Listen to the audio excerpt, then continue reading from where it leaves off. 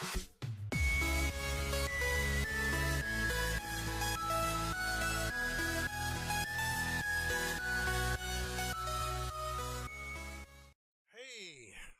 pull up a chair and lend an ear for a few minutes here. I've got something to tell you that may save you some cash. And as a gamer, who doesn't want to save cash? Especially if we can get a AAA title in the mix, huh? All right, look. I have a philosophy about AAA titles, especially in video games, that kind of goes across the board with everything I do these days, especially in video games, and that is worth the wait. It's not just a bunch of weird words, it's a philosophy.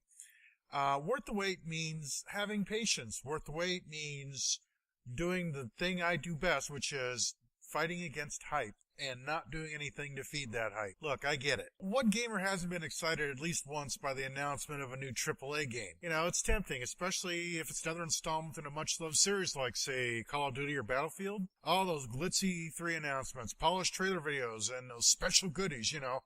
You just gotta have that Fallout 4 backpack or that special app for your phone or some kind of crap like that. All for just being the first to have the game on launch day. Oh boy, aren't you special? Except that you're going to pay a price premium for that. You got to remember that all of this is just part of the marketing, you know, provided by multi-million-dollar marketing departments who only exist to get you to part with as much of your hard-earned cash as they can. But if we're honest, we know that we've all been fooled before. I mean, you could probably think of at least 3 games and rattle off in your head that have had horrible launch days. You know, I mean, what was it when the reboot of SimCity, the SimCity 4? What about Diablo 3? What about Battlefield 4? You know, what about Titanfall? What about all of these games?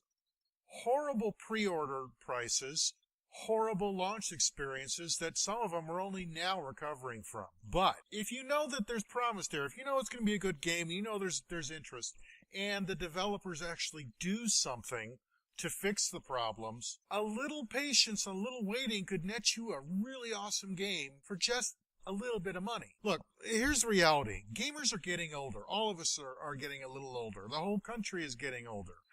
And there's a lot of people still love video games, and a lot of these people are into their 30s and 40s. So you would hope that with a little age comes a little wisdom. If not, well, by this time in the video, you're probably playing with your fingers and toes and don't understand half the words I'm saying. That's fine. You'll grow up someday, but if you happen to be one of those people that has more patience than a 5-year-old and understand that nobody really cares if you're among the first 100,000 to play the game on launch day, you might be able to save some money. Again, it's a policy I call worth the wait. And it's not just a statement, it's a call to action. Now, I know you're watching this video in the background, and you're seeing this, and you think, just another one of these guys talking over, you know, some vid caps and stuff, you know, that he probably ripped off. No, these videos that you're seeing, these captures, are all games that I have and have played, and if you just search around this channel, you'll actually find some of these full-length videos. But the one thing they all have in common is all the games you're watching and all that footage were either bought at greatly reduced prices or were free. You're going to see in there's some Battlefield 4, there's some Battlefront, there's some Path of Exile, which is, of course, free to play. There is in there, did I say Battlefront? I probably did. Well, there's just everything you're seeing in there is stuff that I didn't pay full price for. What you're looking at is if I would have paid full price on launch day and did pre-orders, you're looking at about $700 worth of games that I didn't even pay maybe 20% of that to get. And that's what you're after. And how did I do it? I did it because I waited. I did it because I let the rabid fanboys go ahead and do the pre-orders and spend the $200 to get the special figurine and the cloth cover and the CD hard copy. You know, I let them pay all that money and put it into the developers because, you know, I always hear the argument, well, you know, they're in a business to make money, and if they don't make money, they're in a business, you won't have any content. Yeah, but they don't need to make this much money. But I know there's still people out there who think that it's completely reasonable to pay $200 for a video game. Fine. You go ahead and do that. But I'm the guy that's going to come along a year later and pick it up for $20. Nothing wrong with that, you know? And what brings that, you know, what bears that out and why this is a good strategy for people like me who are, okay, cheap. I don't care. is that, look, in the past 10 years, there hasn't been a game launch that didn't have major screw-ups. And the screw-ups sometimes went on for months. Then once they figure out what the screw-up is, you've got weeks and gigabytes of patch updates coming down. You spend more time waiting for the progress bar than actually playing the game. Then you have the server outages, and then you have, oh, well, gee, now everything works in the game except that I don't have a driver support for my AMD or an NVIDIA card. Well, that's nice. Now what am I supposed to do? You got all this crap. Well, if you just wait a little while, all this stuff basically settles out. And what happens is, game developers know they've got to hit when the iron's hot. And they also know that, most of the games they're putting out now, when they come out and do launch day, these games aren't finished. I mean, they literally don't even take the time to run them from QA. This is why you don't even have the game, you haven't even played the game yet, and you've already got, a gigabyte of patches coming down. Because they literally are rushed to meet this release schedule. And Activision does it, Ubisoft does it, although Ubisoft is more likely to hold back a game if it isn't ready. But Activision and EA will put out an unfinished game just to meet the pre-order and meet the release date so they could suck up that money. So what you're doing then is, if you're a guy paying the pre-order, paying for the collector's edition or the premium subscription, is you're basically doing one of two things. You're paying to be a beta tester for EA and Activision and all them. And two, thank you very much. I need to say that to you fanboys. Thank you very much. Because you're basically paying for me to get the game cheap a year later. Or even sometimes as little as 6 months later. I can remember Battlefield 4. This is one of only the few times near launch day that I bought a game.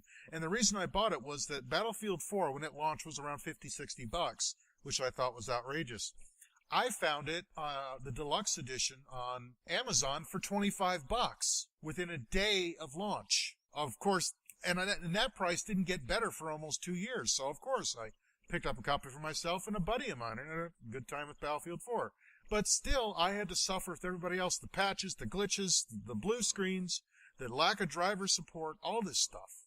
And that's what you're buying into, okay? I mean, let's look at a couple of titles here. Remember when Titanfall launched? Remember how all the hype there was over that game? Yeah, and 6 months later, they cut the price in half, and EA through Origin was constantly trying to give the game away.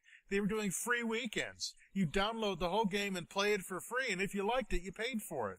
I mean, they did the same thing with Warfighter. They did the same thing with Battlefront. They've done the same thing with Battlefield 1. This is their new model now because they know.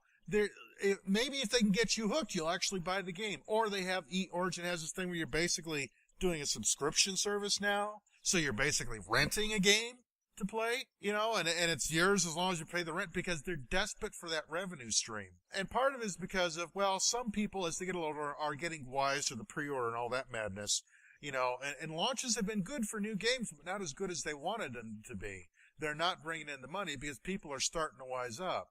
Well, you know what? You can get even wiser than that. Just wait a few years. The best example is, over the Christmas holiday, I just picked up Battlefront for myself and a friend, the deluxe edition. That game launched last year. It's not a bad game. It was just horribly overpriced. At some point, there was one version that was $200. It was crazy. Yeah, well, I just picked it up for $14 from Origin. You can do the same thing with Titanfall right now for about $15. That's the thing. Yeah, okay, say, well, that's kind of getting cheap because they're going to release, like, Titanfall 2 is out, and in 2017, Battlefront 2 is going to come out and all that. Yeah, but I'll tell you what, people are playing these games now. People are still playing Battlefield 4, and that game launched in 2013. Oh, by the way, if you were somebody who got into the whole premium subscription and all thing, got all the DLC and all the goodies, well, last year you probably felt a little foolish when EA said, okay, guess what? All the Battlefield 4 DLC is now free. Yeah, at $15 a pop, EA basically gave away about $150 worth of content. All you had to do was own the game. I know, I was real glad I never went for that premium subscription. They did the same thing with Battlefield Hardline. The bottom line is, it's a patience payoff. In this case of Battlefield 4, if you buy it now and you got it on, you play it, there's still a lot of players, there's still people that love that game. There's still people who play Battlefield 3, which is even like 5-6 years old now. Most of the problems with it are behind you. You've got the DLC. I mean, what more can you ask? And that's the thing. All you have to do is just kind of sit back and wait a while. you don't have to sit there and jump on the bandwagon because you think you're missing something. Unless you're one of these people who has a YouTube channel that just has to have content up the next day because you're one of the 10,000 people who got to see the game. Well, guess what? There's people that already beat you to it. So who cares? Other than that, what's the point, guys? Why do you want to sit there for a week ahead of time and get no benefit from having the early access or the pre-order? Why do you want to do that to yourself? Save the freaking money, man. I mean, look, like I said, I've already said it, but, thank you again, fanboys, for paying full price to be beta testers. Now, here's the argument that always comes back. Well, if everyone did this, game developers would go out of business. You know what I say? I say bullshit. Look, I've been writing about gaming for about 6 years now, and one thing I know for certain is that the old adage of a fool and his money are soon parted has never been more true than with video games. Rabid fans of a franchise will beg, borrow, and steal to be the first to get a new game and pay a premium price to do so. Luckily for EA, Ubisoft, and the Activisions of the world, there's a lot of them out there, and God bless them for it. Because if they've got the money to waste, I say let them. I'm more than happy, again, to have someone else pay for me to have a better experience later on. If you got a bit more maturity than a 12-year-old, however, you could do the same as I do and just ride the bandwagon a little later after someone's fixed the wheel and put a new coat of paint on it. So, and you know what? Ultimately, why wouldn't you? Anyway, that's all I got to say. Just kind of wait and hang out. Sometimes it's kind of fun, too, because if you got a title you're really interested in, you get to see all this crap people are going for, you kind of say, man, I dodged a bullet.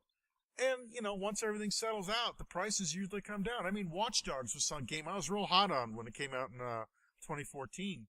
Well, now that game was ridiculously overpriced. It was on the range of like $70 when they launched that game. Well, guess what? The last Steam sale this past Christmas 2016, I could have picked that whole thing up for $9.